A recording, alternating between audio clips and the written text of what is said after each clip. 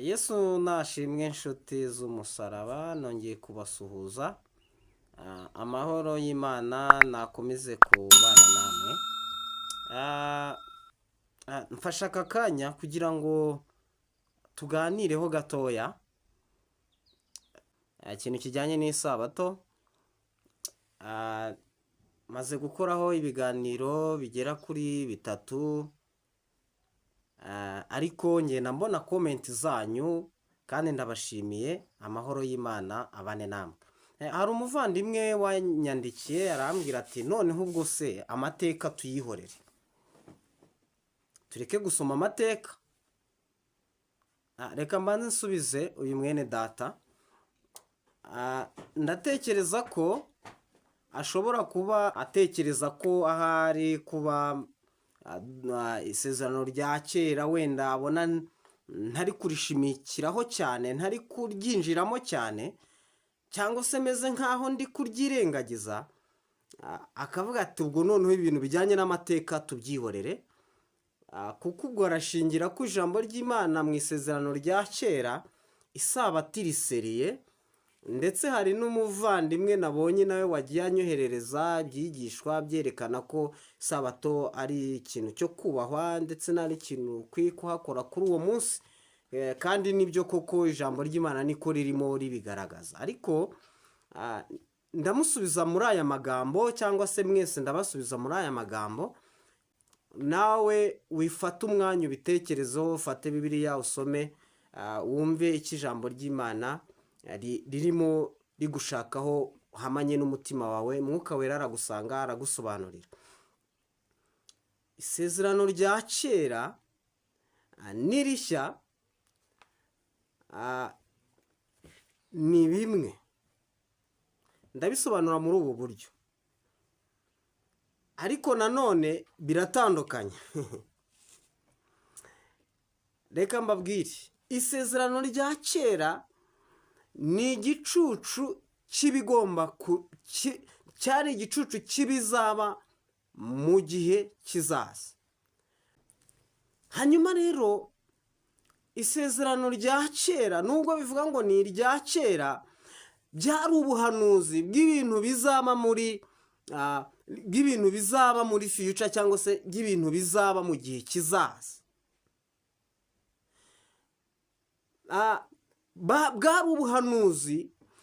Nusoma Bibiliya, ikintu cyose kiri muri Bibiliya bwari ubuhanuzi buhanura Kristo. Cyari igicucu kigaragaza Kristo. Mbega cyari igicucu cya Kristo. Kristo ntiyagaragaraga, ahubwo ikintu cyagaragara ni igicucucucu cye. Bishatse kuvuga iki? Ndimo ndasobanura iki hano? Ndimo ndababwira ngo niba mu gihe cya kera hari igicucucucu, hanyuma muri iki gihe turimo hakaba hari nyiri icyo gicucucucu yarabonetse, nicyo gihe ngo nawe ubashe kuva mu bya kera winjire mu buzima bushya. Si uko tujugunye ayo mateka, ahubwo ni ibitwereka ubushobozi, bikatwereka imbaraga, bikanatwongerera kwizera by'uko n'ibyo tubwirwa n'Umwami Imana, cyangwa se n'ibyo twabwiwe n'Umwami Imana bizasohora, kuko n'ibyavuzwe mu myaka 700 byarasohoye. Ibyahanuwe mu myaka 700 Yesu ataraza nabyo byagize gute? Byarasohowe. Icyo rero ni icyizere gituma twizera. Isezerano rya kera riduha icyizere cy'uko n'ibyo tubwirwa uyu munsi nabyo bizasohora. Imana yacu itugirire neza. Iyo dusomye Bibiliya hari aho dusanga Abisiraheli barigeze babwirwa umunsi umwe ko hari umurimbuzi uje kurimbura bari mu gihugu cya Egiputa. Hanyuma ngo marayika arababwira ati buri muntu wese yica isekurume, hanyuma asiga amaraso ku rugi. Hanyuma umurimbuzi naza akabona icyo kimenyetso ngo ntacyo umurimbuzi azamutwara. Ibyo iyo tubisoma muri Bibiliya turabibona mu isezerano rya kera. Nirinze gufata Bibiliya ngo nsome tugende tubireba. Abantu basomye Bibiliya ibyo bintu ndi kumva turi kugendana. Ibyo bintu byarabaye, ariko ibyo byashushanyaga Kristo, byashushanyaga amaraso ya Kristo, byashushanyaga amaraso ya Kristo azatambwa.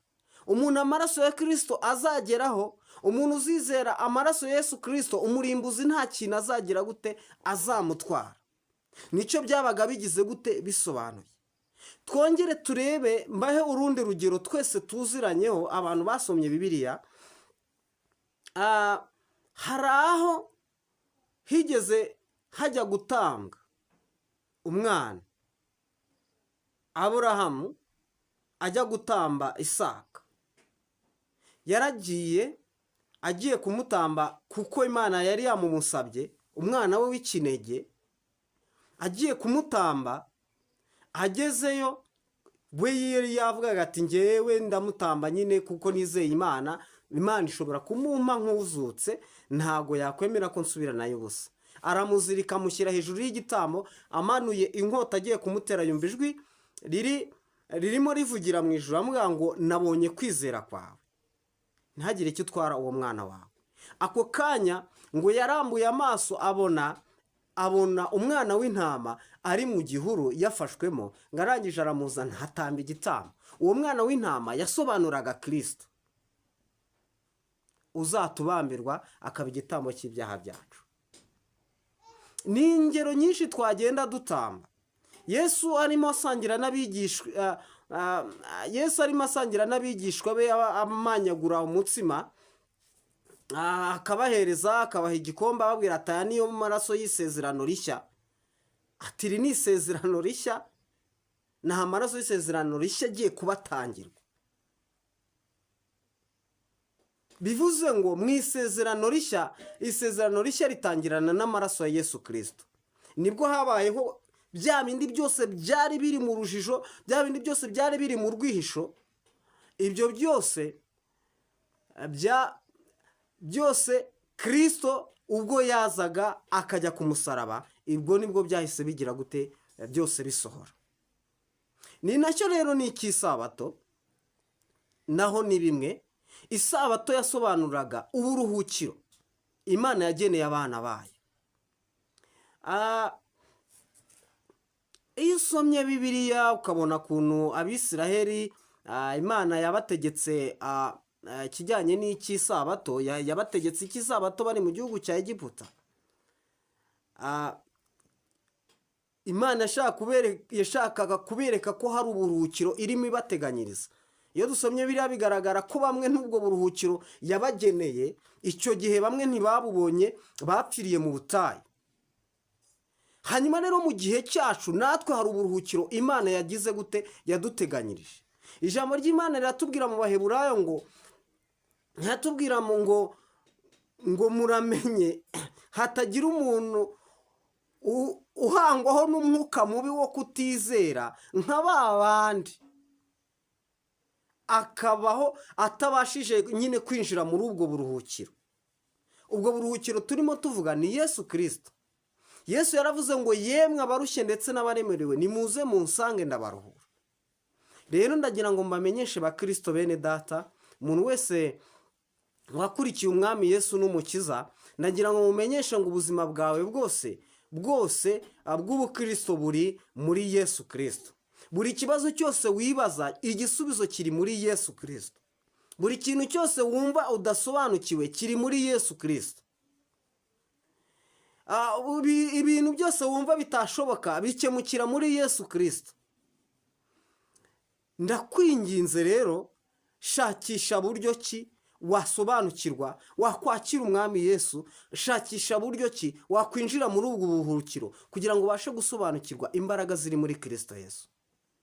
Ubashe kumenya ubwo buruhukiro icyo ari cyo, ubashe gusobanukirwa isabato icyo ari cyo, ubashe kumenya abakristo isabato yacu ni iyihe. Ntabwo isabato yacu ari umunsi, isabato yacu ni Kristo. Isabato ni uburuhukiro, isabato yacu ni uburuhukiro. Imana yacu itugirire neza. Birashoboka ko udasobanukiwe, ariko nicyo tubereyeho hano. Turahari kugira ngo dufashe buri muntu uwo ari we wese kugira ngo abashe gusobanukirwa, kandi gahunda dufite niyo kwamamaza ubutumwa bwiza. Amahoro y'Imana abane namwe, kandi hari inyunganizi watwandikira muri komenti, watubwira, kandi biratugeraho rwose nta kibazo. Kandi unakeneye telefoni yacu nabwo watubwira, nabwo twayibagezaho. Amahoro y'Imana akomeze kubana natwe twese. Niba hari igitekerezo, hari inyunganizi, wandike muri komenti utubwire uko bimeze. Turagusubiza, turahari, kandi twiteguye gufatanya kugira ngo twubake ubwami bw'Imana mu gihe nk'iki kigoranye, mu gihe nk'iki kiruhije. Yesu aduhane umugisha. Nakubwira ngo humura, tuza, injira muri Kristo. Buri gisubizo cyose wumva ukeneye, buri kibazo cyose wumva ufite, igisubizo kiri muri Kristo Yesu. Haleluya. Igisubizo cy'ikibazo cyose wumva ufite cyose kiri muri Kristo Yesu. Murakoze. Shalom shalom. Ibiganiro byacu nakagaruka turi kumwe. Murakoze cyane.